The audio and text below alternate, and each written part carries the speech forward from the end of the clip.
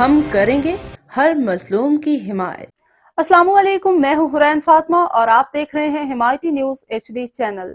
نظر ڈالتے ہیں آج کی اہم خبروں پر۔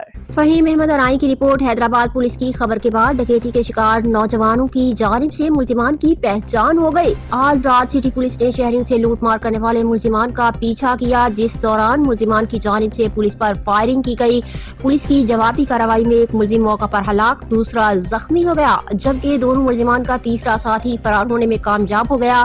پولیس مقابلے کی خبر شائع ہونے کے بعد تھانہ مارکیٹ کی حدود سرفراز کالونی کے رہائشی نوجوان اقبال اور توصیف نے مارکیٹ پولیس کو مطلع کیا کہ پولیس مقابلے میں ہلاک اور زخمی ملزمان نے چند گھنٹوں قبل ہم سے گن پوائنٹ پر موبائل فونز اور کیش رقم چھینی ہے، جس کے بعد نوجوانوں نے اپنے ساتھ ہونے والی واردات کا مقدمہ کرائم نمبر 11/2024 زیر دفعہ 397 تعزیرات پاکستان کے تحت تھانہ مارکیٹ میں درج کروا لیا۔ پولیس کی جانب سے ضابطہ کی کارروائی عمل میں لائی جا رہی ہے اور ملزمان کے متعلق مزید معلومات حاصل کی جا رہی ہیں۔ مزید تفتیش جاری۔ ترجمان ڈسٹرکٹ پولیس حیدرآباد۔